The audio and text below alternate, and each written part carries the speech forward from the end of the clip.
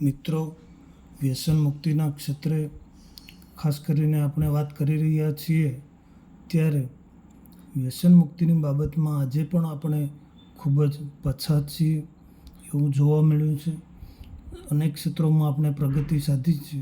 ટેકનોલોજીના ક્ષેત્રે અને તમામ ક્ષેત્રોમાં આપણે ખૂબ પ્રગતિ સાધી છે, ખૂબ વિકાસ સાધ્યો છે. પરંતુ વ્યસનોની મુક્તિ બાબતમાં આજે પણ આપણે પછાત જોવા મળી રહ્યા છે. વિશ્વમાં સૌથી વધુ મોઢાના કેન્સરના કેસ એ ગુજરાતમાં જોવા મળી રહ્યા છે.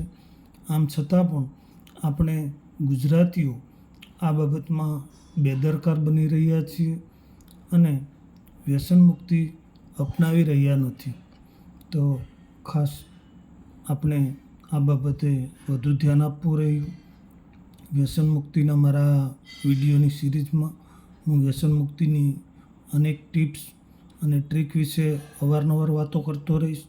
તમે પણ મારી ચેનલને સબસ્ક્રાઈબ કરી આપના પરિવાર, આપના મિત્રો કે આપના સગાઓને વ્યસન મુક્તિ વિશે જો અથવા તો વ્યસન મુક્ત બનાવવા ઈચ્છતા હોય તો મારી આ ચેનલને સબસ્ક્રાઈબ કરો, શેર કરજો, લાઈક કરજો અને કમેન્ટ કરજો.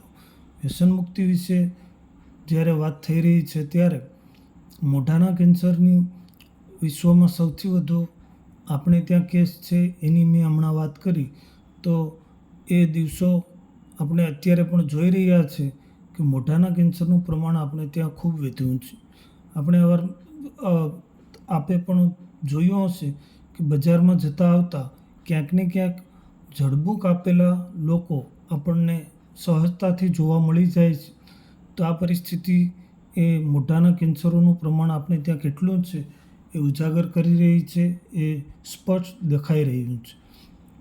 આમને આમ જો પરિસ્થિતિ રહી તો મોઢાના કેન્સરનું પ્રમાણ વધશે અને જડબા કપાયેલા લોકો જે ક્યારેક આપણને દેખાય છે તે રોજબરોજ આપણને દૃષ્ટિગોચર થશે એ દિવસો દૂર નથી. તો ખાસ ગુજરાતમાં જે તમાકુ ચાવવામાં આવે છે, મસાલા સ્વરૂપે, ફાકી સ્વરૂપે કે મોંમાં મૂકવામાં આવે છે તમાકુ, આનું પ્રમાણ વધારે છે અને એથી જ મોઢાના કેન્સર આપણે ત્યાં ખૂબ વધારે છે. તો આ કેન્સરો જો આપણે અટકાવવા હશે તો આ દિશામાં આપણે પગલાઓ ભરવા પડશે, વ્યસન મુક્ત બનવું પડશે. વ્યસન મુક્તિની જે કોઈ પણ ટિપ્સ અને ટ્રીક આપણને લાગુ પડશે એ તમામ ટ્રીક્સ અને ટિપ્સ આપણે અપનાવવી પડશે અને તો જ આપણે વ્યસન મુક્ત બની શકીશું. જો મારા વિડીયો તમને વ્યસન મુક્ત બનાવવામાં મદદરૂપ થતા હોય તો મારા વિડીયોને તમે જરૂરથી સબસ્ક્રાઈબ કરજો, લાઈક કરજો, કમેન્ટ કરજો.